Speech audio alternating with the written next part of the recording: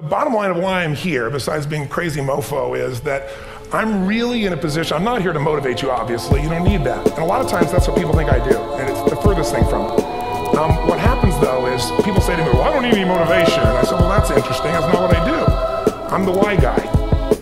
I don't know why you do what you do. What is your motive for action?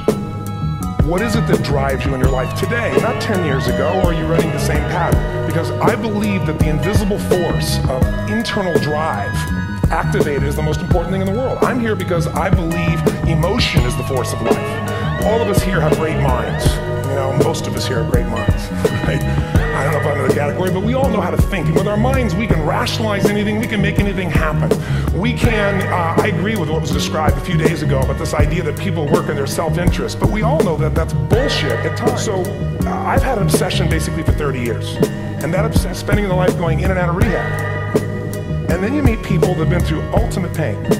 Psychologically, sexually, spiritually, emotionally abused, and not always, but often they become some of the people that contribute the most to society.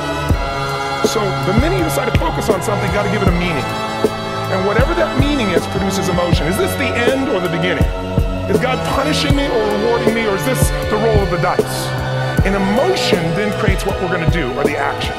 So think about your own life, the decisions that have shaped your destiny. And that sounds really heavy, but in the last 5 or 10 years, 15 years, haven't there been some decisions you've made that if you made a different decision, your life would be completely different? How many can think of one, honestly? Better or worse? Say aye. So the bottom line is maybe it was where to go to work, and you met the love of your life there. Maybe it was a career decision. I know the Google geniuses I saw here. I mean, I understand that their decision was to sell their technology at first. What if they made that decision versus to build their own culture? How would the world be different? How would their lives be different? Their impact. The history of our world is these decisions. When a woman stands up and says, no, I won't go to the back of the bus, she didn't just affect her life. That decision shaped our culture. Or someone standing in front of a tank. Or being in a position like Lance Armstrong and someone says to you, you got testicular cancer. That's pretty tough for any male, especially if you ride a bike. You got it in your brain, you got it in your lungs. But what was his decision of what to focus on? Different than most people. His focus was, this is charity. What does it mean? I'm worthless. What I gotta do? Leave my family, which he did. The thing is, here's a genius, but he's got a calling now.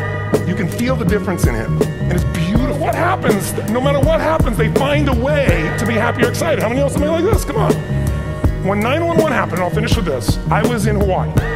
I was with 2,000 people from 45 countries. We were translating 4 languages simultaneously for a program that I was conducting for a week.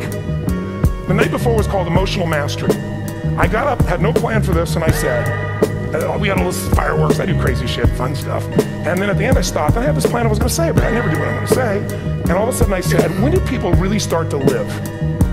When they face death. I can tell you, as I brought this man on stage with a man from New York who worked in the World Trade Center, because I had about 200 New Yorkers there.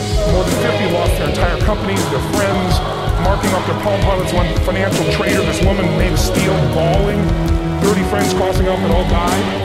And what I did to people said, what are we going to focus on? What does this mean, or what are you going to do? And I took the group and got people to focus on it. If you didn't lose somebody at Muslim, I'd love to hold your hand and say, I'm sorry, but frankly, this is retribution. So my invitation to you is this. Explore your web. The web in here. The needs, the beliefs, the emotions that are controlling. Is if you have emotion, human emotion, something that I experienced from you day before yesterday at a level that is as profound as I've ever experienced, and if you communicated with that emotion, I believe you would have beat his ass and won.